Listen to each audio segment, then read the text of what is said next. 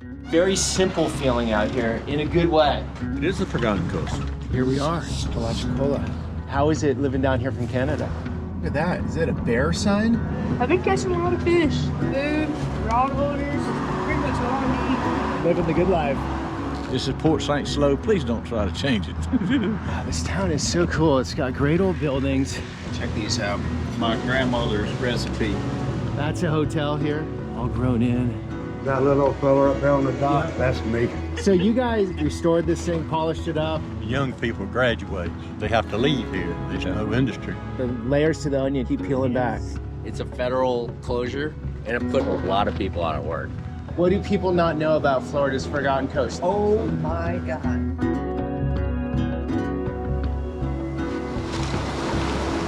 Good morning, guys. Here in Alligator Point, Florida.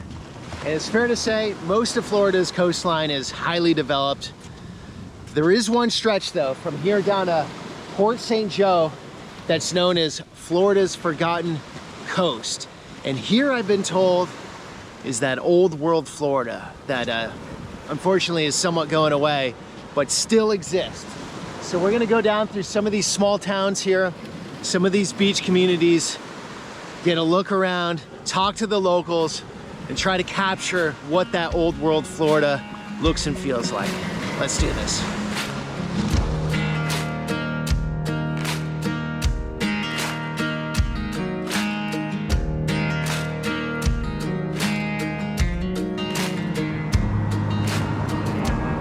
Look at that, is that a bear sign? Interesting. So basically so far it's a lot of this. There's mailboxes, long driveways. You can see all the names there. And beautiful forests out here. Beautiful pine forests.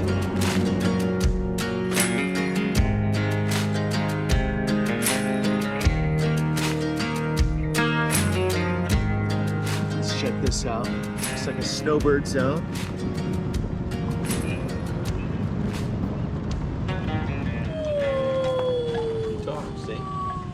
Your guard dog? Yeah. No stupid people beyond this point? That'd be me.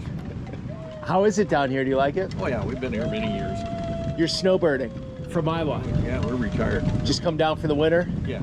You call this the Forgotten Coast. It is the Forgotten Coast. That's what they call it. And there are bear signs everywhere. Well, there's bears here. Yeah. They used to get in the trash up there. I haven't seen them lately, but yeah. Plus we fish. I got a porter boat in the trailer, right? Plastic boat that unfolds. Yeah. We go out there fishing. It's pretty much our driver. I've had it for 25 years probably. So you drive this big RV and then you haul the bug in the trailer. Yeah, sure do. Fair to say you're living your best life? The hell out of working. Best job I ever had. What'd you do? Well, for 26 years I worked on heavy equipment, and then I went to Quaker Oats. Okay. And I worked there as a machinist, fixing cereal machines and that in Cedar Rapids, so yeah. Fixing cereal machines. Yeah. Interesting. Make the oatmeal and the Captain Crunch, and I'm sure you've heard of them. Yeah, of course. We all grew up on that stuff. So most of these people are just retired? Oh yeah, 90%. Talk to them, they'll talk to you. All right, all right. They're nice people. Nice ring. That's my thanks. Yeah. See ya. You betcha. These guys are all making retired life look great. So you guys restored this thing, polished it up. Yeah. Why don't they make them like this anymore? Like the style is so much cooler back then. I mean, look at the features like the little rain gutter drip edge. Yeah. It's got a drip edge there too. And this is called a door and a door. I think they still do this, but I'm not sure. Do that. So this is what, 1950s? 1962. We have a 54 we're redoing, but it's going slow. You even put some flamingos up. Oh, you have to have flamingos. And then you added this. Yeah, I put that on there. It's been to a lot of places. It's been Maine and Grand Canyon and a lot of places in between. You took your kids to see all 50 states. Yeah, that's what I said to them. I said, this country's amazing. You ought to know what you're doing, what you have here before you start traveling overseas. Yeah, I've done a lot of overseas, but now I'm doing way more US. Yeah. And the layers to the onion keep peeling back. I've been overseas many, many times. You know, Okay. When I was young, I went with my mother a lot. We're Greek and we go to Greece all the time and lots of Europe. But I just wanted our kids to know what this country was like before they went abroad, to know what they actually had here. And That's now cool. they are traveling abroad, but they do appreciate this country.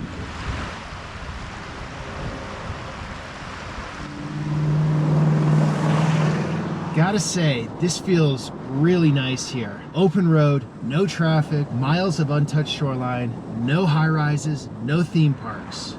And we're coming up on a small town here called Carabel. From what I've heard, it's not gonna allow big development to come in and build high rises all over the place. As they say, it's Florida as it used to be. Let's check it out. Cute little place. Hi. Hi. Oh, you look familiar. Oh, no. No. Oh. No. Oh. Uh-oh. What happened? Are you from Carabel?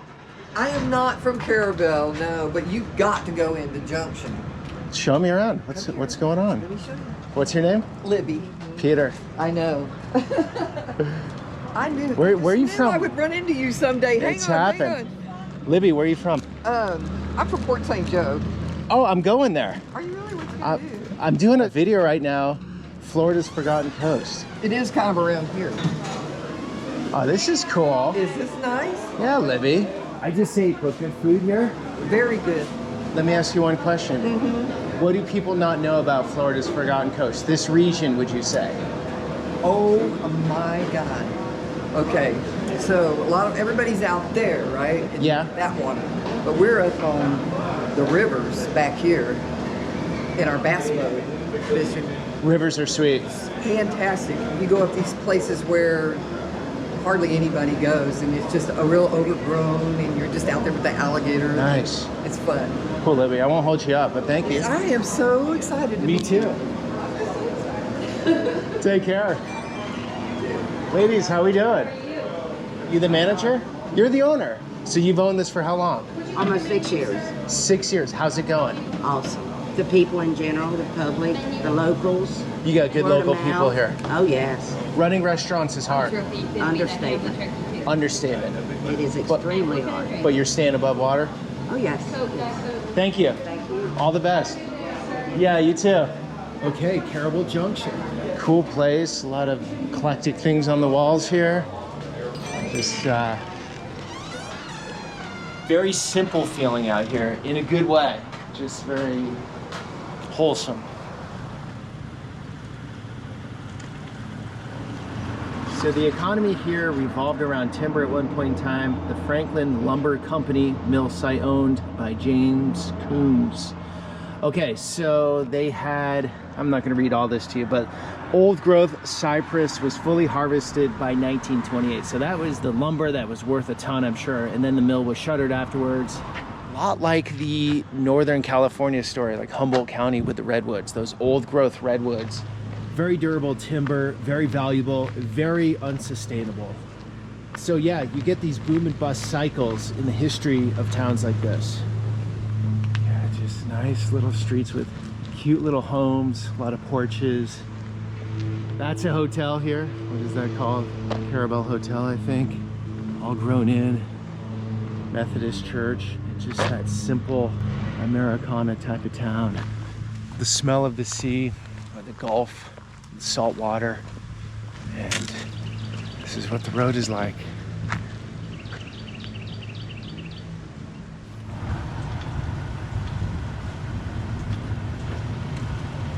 What's your name? Adrian. Adrian, Peter. Good to meet you. Yeah, man. you too. Good to meet you, man. Is it okay if I roll on this? Yeah, absolutely, man. Okay. Let me pull over. Sure. Saw you filming and kind of walking around, and I'm like, no way, that's Peter Santenello. Hey, Adrian, you're from Carabel? You know what? I actually live in Tallahassee. I'm Okay. not from Tallahassee originally. We're actually from Canada, but No my way. wife and I live in Tallahassee now. Yeah.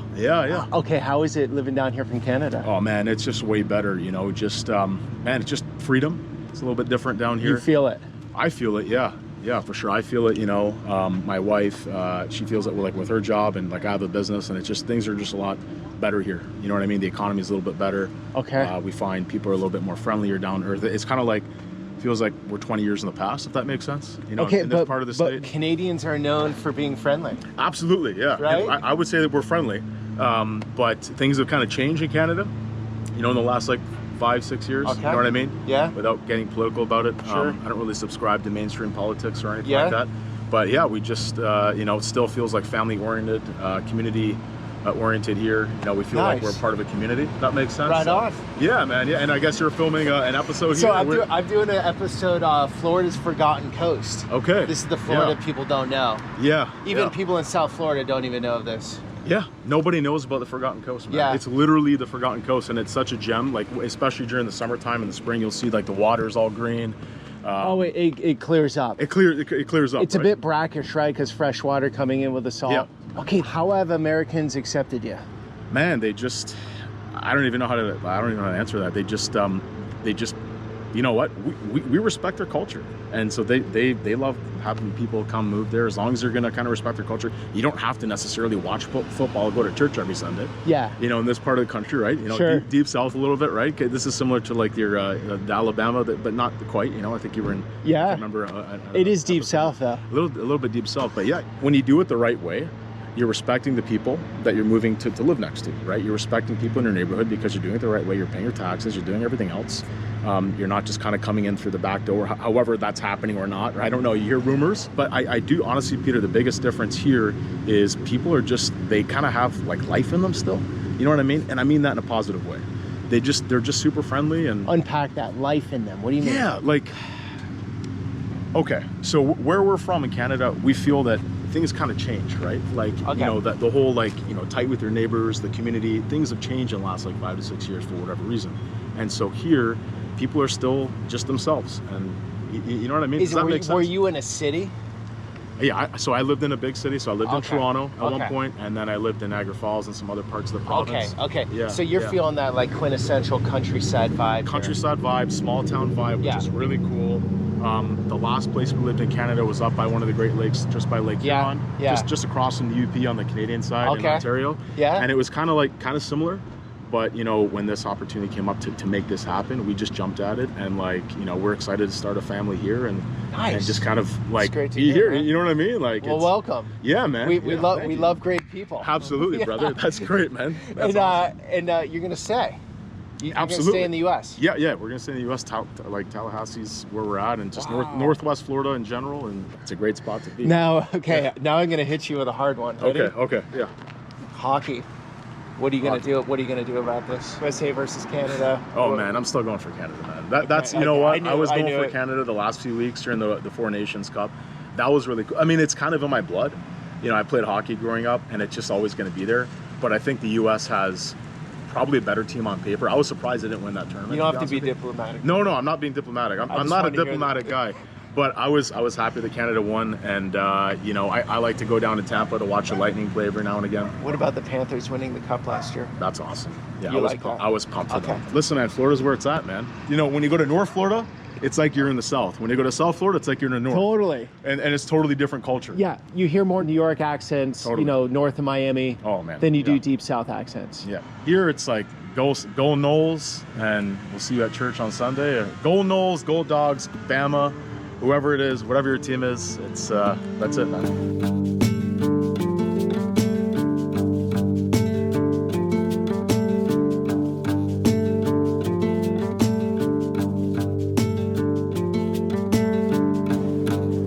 Here we're coming up on a town called Apalachicola. It has roughly the same population as Caribou, where we just came from, but it's got somewhat of a different feel here at first glance.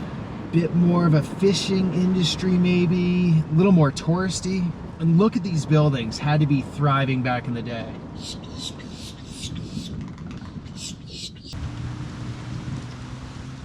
This shop is pretty wild. Yeah, the owner's had it for like 50 years. 50 years, okay. You said your grandfather's from here? My great-great-grandfather. Great-great-grandfather. Born here in 1859. Okay, so what was it, Apalachicola? What was the industry? The industry was mostly the river. It was the third largest port on the Gulf after Mobile and New Orleans. Wow, I never heard of it. Yep, it was big. Biggest thing here was oysters. Oysters. Yeah. Up until when? Up until, well, they closed the bay like 4 years ago. Oh. It's a federal closure, repopulate, and it put a lot of people out of work. Okay, so people are pretty pissed about that? Oh yeah.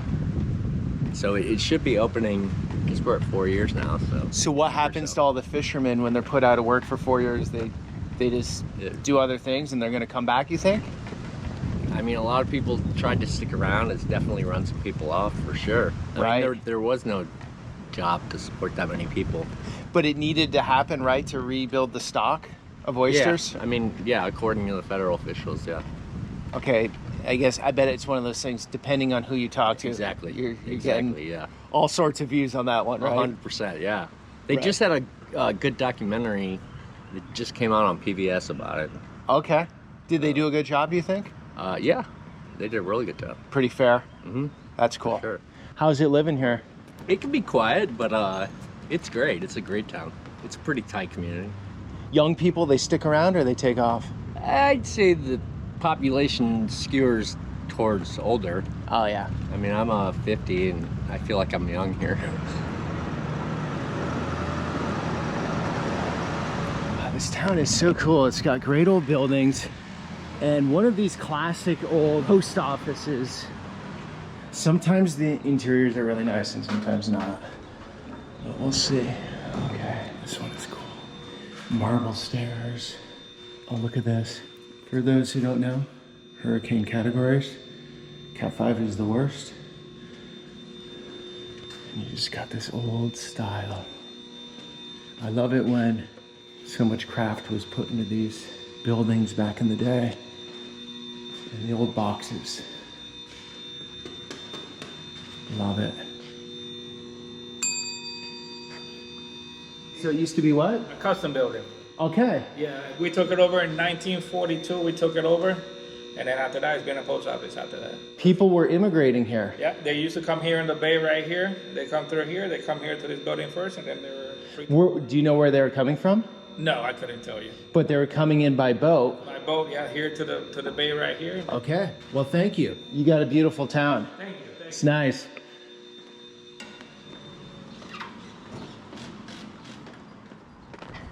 Okay, a little more history here.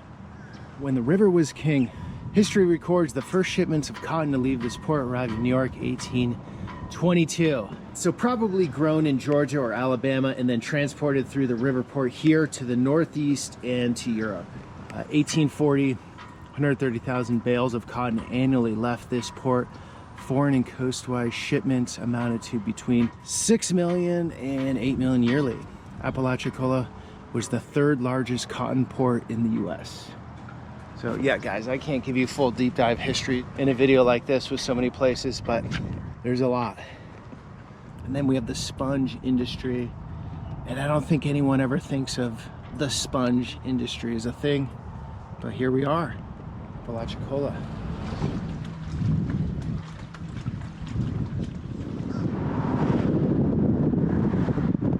All right, just got some intel on the street off camera.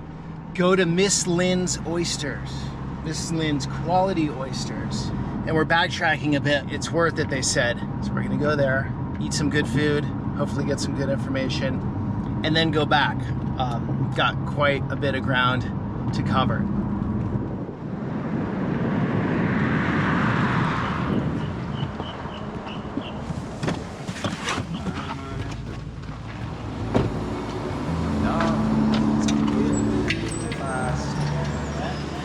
These are the freshies. This is your place? Yes, sir. All right, how's business? It's been good. Good spring so far. Just really getting kicked off. Oh, nice. Good. Nice. Farm raised or That's local farm raised. Okay, because you haven't been doing oysters for 4 years, right? Is that the story? It's been close since 2020. Ouch. Was that tough for you guys? Oh yeah, yeah. We that's what we were. Is we were and Wade can tell you, he's been here since the building was built. But we were a wholesaler. We weren't a restaurant at all. Oh, okay. All we did was harvest off the boats. Gotcha. Repackaged them, washed them, repackaged them, and shipped them. This whole waterfront here, there's probably 15 plants along the waterfront here, just like us. Oysters. Yeah. So now we're just using the farm raised oysters that they're growing out there until they reopen the bay. But they're going to reopen soon? When they were shucking and packing, we got oysters from all over the Gulf Coast, including ours. Okay. You know. Gotcha. So they had to shut it to just bring the stock back, or? Yeah. So it was necessary? Yeah, it was at the time. It was. There's oysters there now. They need to be spread out. There are a lot out there now? They need to be spread out there. Okay. That's you? That's me, and that's Lynn. That's Brandon's mom. This the lady. She's friends with both of us that worked here. That's you. Me and my mom. Yeah. Miss Lynn. That's when it was a real working waterfront. Okay, that's what it was before. Yeah, all the cars across the street, that's house workers and shuckers and guys unloading. That little old fella up there on the dock, that's me. Oh, this looks awesome. This sauce, you got That's our homemade cocktail. cocktail sauce. And it has the horseradish in it also. Just not as much as it's in that cup. What y'all need?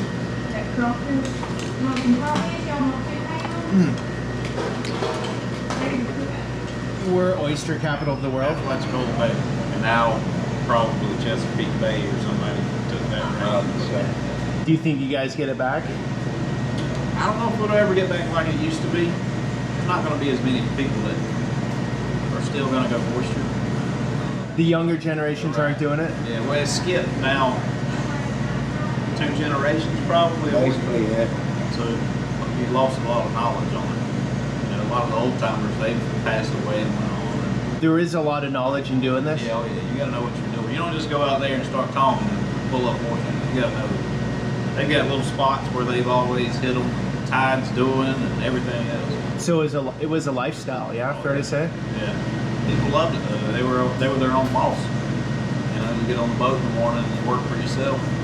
Could they make a good living? Raise a family on it type stuff? Yeah, a lot of families. That's all they ever did. Thank you. Did you want something to drink? Some water.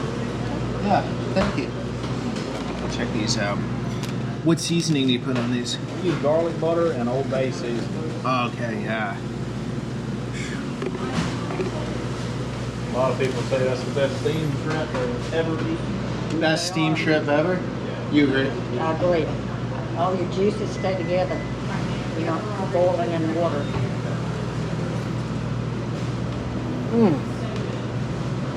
That's fire. They're good. You gotta try this, man. Oh, man. Look at that. This is Granny's gumbo. This was my grandmother's recipe. That's probably one of our top 2 items that we sell. Very good. This is a steamed shrimp dip, and this is a smoked mahi dip Oh, wow. that we made. Wow. Thank you. Yes, sir. That's nice, yeah. What do you put this on? We serve them with those Captain Waker crackers. All right. You don't want to charge me? No, you're good. How much is that normally? $11. Hey y'all, have a seat wherever you like, please. Thank you. Find right there, got big table. Like $122. Amazing seafood dinner, 22 bucks. Right. That's good. Yeah. Thank you, man. Hey, you're welcome. Yeah, You're welcome. appreciate Nice it. to meet you, You too. You do everything like put cheese on them? Mm-hmm. That's called a Manning, and that's the baked one.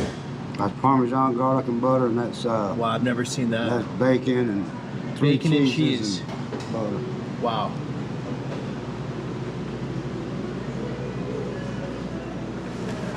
Taking those home? You a regular here? Oh yeah. He fishes our dogs every time. You fish out there? Nice. How's it been lately? I've been catching a lot of fish. Yeah? Nice. Buddy.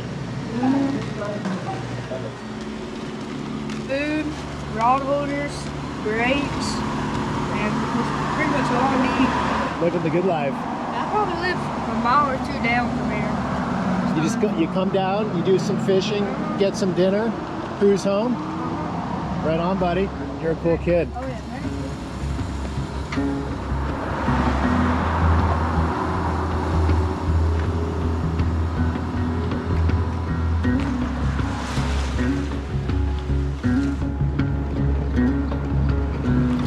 Alright guys, so there's this big bridge going out to St. George Island. Way out there. On the other side, I've been told the water is very clear, and the unfortunate reality is if we're gonna make it all the way today, that will throw us off. So no, there is beautiful beaches out there, beautiful water, very blue. Here's brackish. It's got the fresh water coming in mixed with the salt water. It's a little more brown. Out there is a different story, I've been told.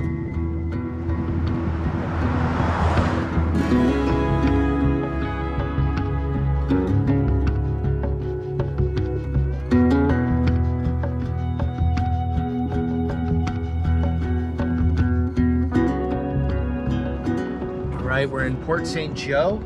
It's a little more built up. You can see new construction coming into town. Run into anyone. No one's really on the streets. That's the problem, but I'll give it my best. Mardi Gras is going on right now in New Orleans. Okay, so this is Port St. Joe, but you call it Port St. Slow. Yeah. You're from here? Oh yeah. Born and raised, both of you? Yeah. You got some respect here from being a local, right? Well, yeah. The people once in a while I'll be around and people will be talking or whatever. And yeah, I was born and raised here. Oh, really? And that's the first thing they ask you, just like, what was it like? Yeah. So what was it like? Laid back. It was laid back. It was slow. It was an industrial town. We had a paper mill and some chemical plants. And my dad worked for, had a sawmill out where the wastewater treatment plant is now, called Kenny Mill. And when I was born here, if you worked for a company like that, back in those days, they called them mill towns. The company owned everything. They had a company store, company doctor, company house, all that. Out here? Yeah. Okay, so they pay in script, like company money? Well, they had some company script, but the deal was if you worked for them, they provided everything that you needed, but they owned everything. And so it was, it was hard for anybody to get ahead beyond that, but my dad had no formal education. My mother had to teach him how to sign his own name. He had no education. Okay. Because he came up hard, and as soon as he got old enough to work, he went to work. Right. And so there was a lot of that in the community, uneducated farm people that everybody was working, just trying to survive, because nobody had much of anything. What decade are you talking? When That's 40s. 40s. It was and just, early 50s. Just survival out here. Yeah, just right after the war. Yep. Because the war effort had taken so much, and people, was trying to kind of catch up after the war. We were war babies. Yeah, right. Everybody called that place Kenny's Mill. Yeah. But the mill belonged to St. Joe Lumber and Export. But Kenny, name of Kenny, they ran it. So everybody called it Kenny's Mill. They had a bunch of houses out there. They had a boarding house. They had a company store. They had all kind of... Is it still up? No, it's all gone. Okay. Got a big wastewater treatment plant. Yeah. And then beyond this, what's this island out here? That's St. Joe Peninsula. This is actually St. Joe Bay. The other side of that is the Gulf of Mexico. Yeah, and that's where... that's where... Excuse me, President, I'm sorry. And that's where the water gets really clear, right? Yeah, it's clear out here. If you can go out there, most of the time, it deadheads up there, but when we don't have much rain and runoff here, it's real clear. But it comes in at the end of the peninsula there. This is all bay here. So you guys feel like a different Florida up here than South Florida? Oh yeah, absolutely. You wouldn't go further south? No. And I tell people that come here, glad to have you here, love to have you here, you're welcome, but this is Port St. Slow. Please don't try to change it. Just keep it. Not against growing or anything like that. I don't want the fast growth and things just take it away. Is it growing a lot right now? For us it is, yeah. It's changed a lot in the last 10. Back in the day, we had 2 or 3 grocery stores, yeah, clothing stores, theater. Yeah. All gone. Had a drive-in theater one time. That's all gone, huh? Oh yeah, yeah. Last job I had before I went in the Marine Corps, I worked at the Port Theater. It was like an old regular theater, Roy Roger movies and stuff like that. You could go to the movie on Saturday for 50 cents. It was funny when I worked there. People would bring their children. People didn't have TVs in their homes back then. Right. They'd bring their kids down. That place would fill up with kids on Saturday. They would live in there all day. So we had an all-day babysitting service in there. Now the building's still there. Yeah, it's still there. So it was, I mean, you guys are retired, but you made less money. Yep. But the prices were lower. Yeah. It was easier then. There, you could have an average job, right? Have a home here. Yeah. Support your family. Yeah. Your wife could be at home with the kids. Yeah. Was that was happening? Yeah, good. Yeah. And now that's impossible here, right? These homes aren't cheap, yeah. I'm sure. No, gosh, no. No, there's no way. The houses that was built in the just like I know for sure, I think it was the old Wimberley place that just was remodeled. It was built, I'm gonna say in the early 50s. They remodeled it the other day, and they got a lot of money for that house. How much? Well, it's in the paper, so I can say it. $437,000. Back whenever I come out of the service, I could have got probably for $20,000, Right. something like that. Because it was industry and everybody was making pretty good money. It was starting to make pretty good money, and they dime stores and things like that had like 5 car lots. You had 5 car dealerships And, here, 1 bank. gas stations. Now we don't have car dealerships. We got 5 banks. When did the industry start falling away here? Well, the door was closed in the late 90s when he shut the mill down permanently. Paper mill. Right there Paper on- mill. It was there on the water the other side. Well, we lost some smaller businesses before then. It was sad because there was a lot of jobs. It affected a lot of people. County this size, and we lost the railroad, and which is that's where he worked. It cut a lot of jobs out. We lost about 1,200 jobs. Why'd they shut the mill? The industry itself changed. It's a lot of paper mills have shut down in the southeastern United States. And had their own woodland division. It affected all the counties around here because those people from Franklin County, Calhoun County, they came in here for jobs as well. Okay, so the 90s were rough here. Yeah, that's when we knew. We definitely knew it was changing. And if we didn't have this, and it changed to tourists, we would definitely be in trouble because the people wouldn't be coming here like this. So you're happy the tourists are coming? Well, I'm happy for the people that own the businesses and stuff and jobs. You know, I've got children, grandchildren here. What I feel bad about is the young people graduates. They have to leave here. There's no industry. When we graduated, there was good jobs here. Yeah, for men and women. Telephone company. See, one company owned everything. St. Joe Corporation. But it was owned by DuPont from Delaware. They owned everything. Land, they owned 1 million acres of land in Florida. Several railroads, Okay, telephone do you guys miss, you think those times are a little more simple? I mean, you don't have to work as far as the community because, America's changed. In my opinion, just in our little community here, things that we're seeing now because of drugs and addictions, we didn't see back in our day because men went to work and they supported their family. They wasn't addicted to drugs. Once in a while somebody would get whacked out on alcohol and become alcoholic, but it was few and far between. But the stuff that you see nowadays, the way families are being tore up by drugs, You're seeing that here? Oh yeah, every town in America's got to be that way. Yeah, it's true. I hate it. It comes out in every one of my videos. Yeah. You know, I got a nice go-lucky video today, and the topic of when I start talking to people in depth, the topic always comes up, and it needs to come up. Yeah. I mean, it's unfortunate, and it's, as you know, not just in the cities. It's out in places everywhere.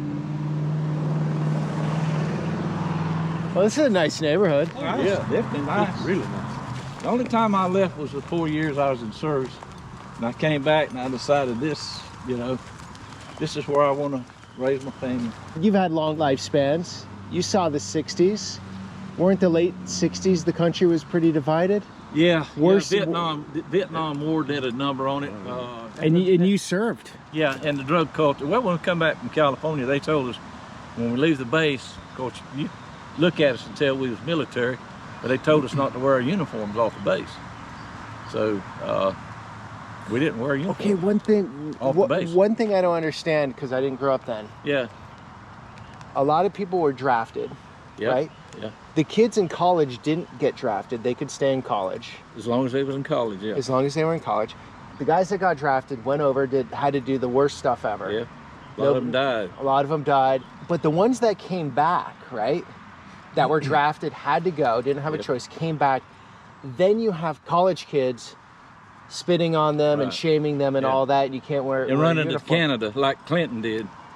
Not to call any names. But I mean, imagine, like, whose life is worth more? Is anyone's life worth more than another? Like, a college kid's life worth is more than someone else? I don't get that. Yeah. It doesn't make sense to me. Well, it was a political war.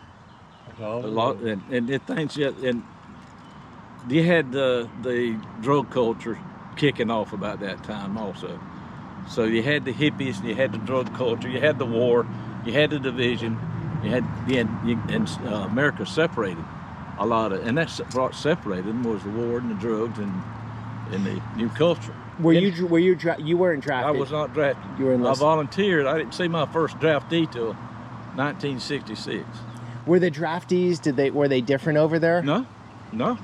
They just flipped the switch and got into They it? got in. Some of them, I couldn't tell the difference till they told me. They were there, and they looked at it like serving their country, doing their time, and then, but I volunteered right out of 2 weeks after graduation. I was in boot camp. Wow. But I didn't know at the time the war hadn't escalated to the point it did. It escalated while I was in, and that's how I wound up over there. That'd be pretty rough, huh? In the jungles out there? There were some bad days, yeah. There were some bad days. I was a sergeant before I got out, and I had a section of 12 men. I had 1 killed and 6 wounded. And we was in communications. So there was a lot of stuff went on. So the country now versus then, was it more divided then? I would say it's pretty. I would say it's pretty close to about the same. Okay. So it will come around again. Yeah, I'm sure. Yeah, and like I said, it was a political war, and it just there was a lot of bad things done on both sides, and it just grew, and it finally got to the point where it went on way too long, and there's another. I think it was another mistake that America made. Should never go that far to fight a war. It's just too much. Bigger countries this is should have blowed that place off the face of the map. Never put a boot on the ground to clean it up. Could have done it, yeah. Yeah, It was all political. The Vietnamese won, but they lost 4 million. Right. Yeah. You know. Yeah, they won, but there's a lot of people died in that. But being raised here, it's a small town flavor. I love the small town flavor. It's still, sometimes it gets a little aggravating now when a lot of people get in here, but I'm not going anywhere. I'm gonna finish up right here. I was born here and I'm gonna die. Right. I just want to send a message again. If you come to Port St. Joe, remember Port St. Slow. Please don't try to change it. She's going slow in her golf cart. Yeah. Well, that's how she's fast.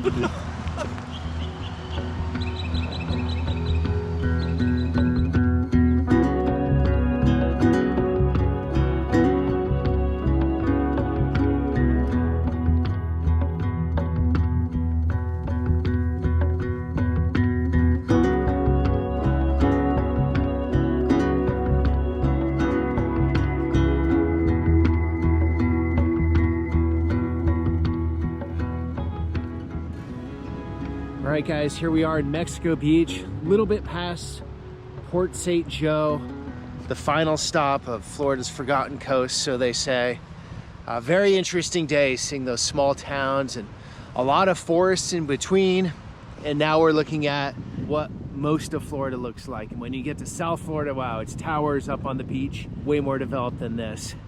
So nice little sliver of the state, getting into that deep South culture and a little slower pace of life.